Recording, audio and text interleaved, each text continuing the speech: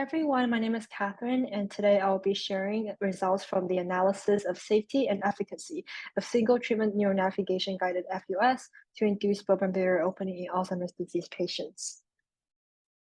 Microbubble-coupled FUS can induce blood-brain barrier opening. Blood-brain barrier is the vascular system of endothelial cells connected by tight junction, and it has been extensive study that the microbubble-coupled focused ultrasound FUS can non-invasively and reversibly open the BBB.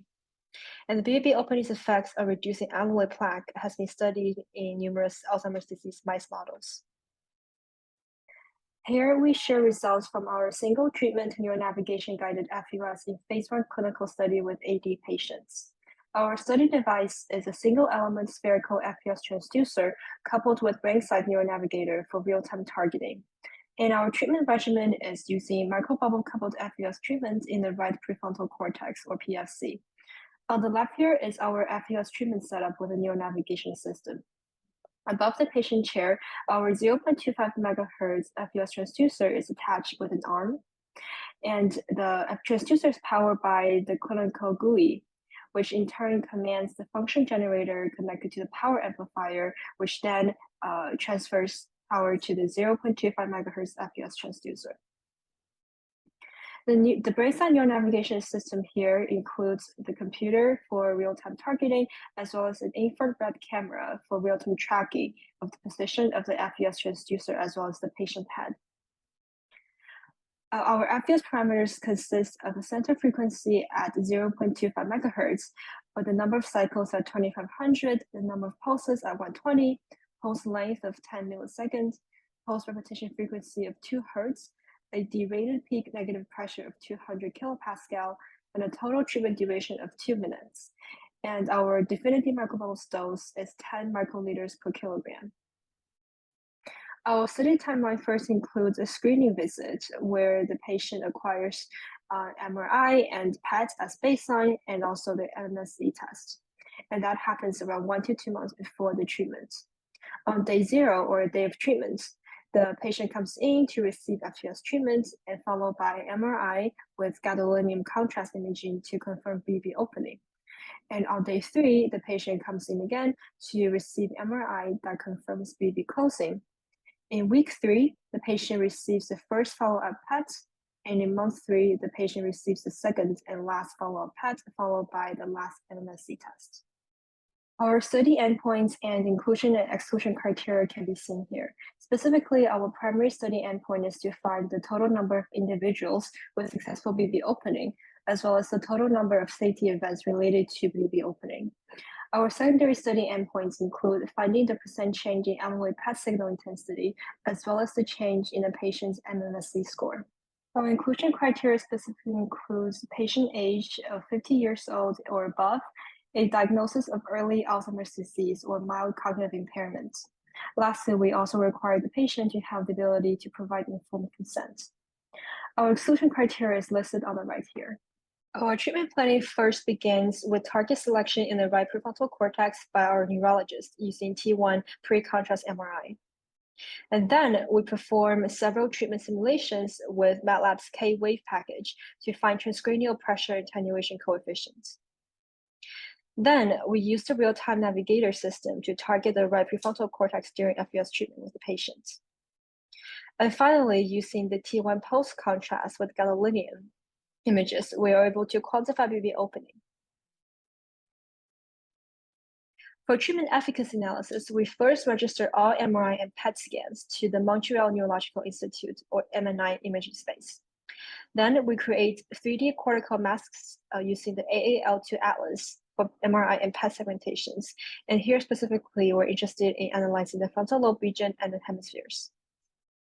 And lastly, we calculate region-specific SUV, SUVR, and SUVR asymmetry ratio using these formulas.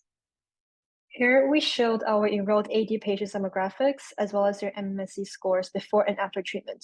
In total, we enrolled 6 patients, 2 males and 4 females.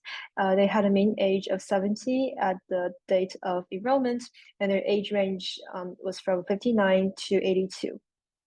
The bottom table shows all subjects' MMSE score before and after treatment. Overall, most patients had a decrease in MMSE score after treatment, except for patient 1 and 2 who either had no change or a slight increase. We then proceed to analyze the T1 plus gadolinium contrast MRIs to confirm BB opening and closing.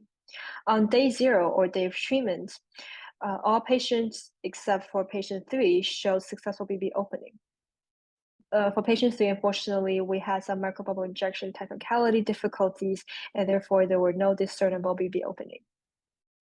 On day 3, 3 days after treatment, we analyzed the T1 plus gadolinium contrast scans again, and all patients except for patient 1 confirmed BB closing. And here we display the vital signs of all patients throughout the treatment and the study timeline. And here we included heart rate, blood pressure, temperature, and respiration rate, and any subject report of adverse reactions. Overall, there are no distinct changes in any of the vital signs for any patient, and there was no subject report of any adverse reactions throughout the study. We then proceed to analyze safety scans, specifically T2 FLAIR and DWI. On day 0 or day of treatment, all subjects did not show any abnormalities in T2 FLAIR or DWI scans. On day 3, however, patient 1 specifically showed an intensified region in T2 FLAIR and DWI, indicative of a small edema and microhemorrhage. Therefore, on day 15, we performed a follow-up MRI routine to confirm that the edema has been recovering and the signal in T2 FLAIR and DWI were decreasing. Then we'll proceed to overlay all patient PET SUVR values on their MRIs, as well as quantifying their BB opening. As seen here, the circle region on all the PETs indicate roughly the same region with BB opening. However, quantitatively, it is difficult to examine the differences across baseline PET, first follow-up, and second follow-up. Therefore, we'll proceed to quantify the exact SUVR values from all patients. As seen on the left, all patients' SUVR in the right frontal lobe had varying degrees of intensity since baseline to the second follow-up. And on the hemispherical level in the right hemisphere, all patients also have varying degrees of SUVR. And then we proceed to find the percent change in SUVR of all study subjects. Specifically, all patients' percent change in the right frontal lobe showed a marked decrease for patient 2, while our negative control patient 3 showed the largest increase in the percent change of SUVR. And in the right hemisphere, both patient 2 and patient 4 showed an initial decrease since the first follow-up PET, and followed by an increase in the second follow-up, whereas other patients, specifically patient 1 and patient 3, showed a decrease between the first and second follow-up. We then lastly find the percent change in the SUVR asymmetry ratio of all study subjects. As seen here on the left, patient 2, patient 1, and patient 6 all had a decrease in the asymmetry ratio since the first follow-up. And then our patient 3, our negative control, had an increase both in the first follow-up as well as the second follow-up. And while patient 4 and 5 had an initial increase in asymmetry ratio, they both decreased since the second follow-up. And seen on the right, we saw again similar trends, but at a lower scale, with patients 1 and 2 having an initial decrease, and then patient 4 and 5 having an initial increase, followed by a decrease in second follow-up. For discussion, we tested the safety and feasibility of our neuronavigation-guided system to open the blood-brain barrier, with all subjects' vital signs and safety MRI scans normal, except one subject, patient 1, with a small region recoverable edema. Patient 2 specifically experienced a distinct decrease in the right frontal lobe SUVR at the first follow-up PET, and patients 2 and 6 both experienced a decrease in SUVR in the right hemisphere at the first follow-up PET. And patients 1, 2, and 6 all experienced a decrease in SUVR asymmetry ratio at the frontal lobe, reflecting slower amyloid progression at the treated region compared to the left frontal lobe or the untreated region. Our one-way ANOVA analysis did not show significant differences among the change in SUVR and change in SUVR asymmetry ratio, likely due to a small sample size of 6, as well as the single treatment administration. And lastly, our future work includes assessment of BB openings by cortical as well as subcortical regions, analyzing the respective SUVR changes, as well as study continuation and expansion with future recruitment of control subjects. I'd like to give my thanks to Sergio from our lab, as well as Denai from Chencha Wu Lab for their continuous support, involvement, and scientific discussion. Thank you.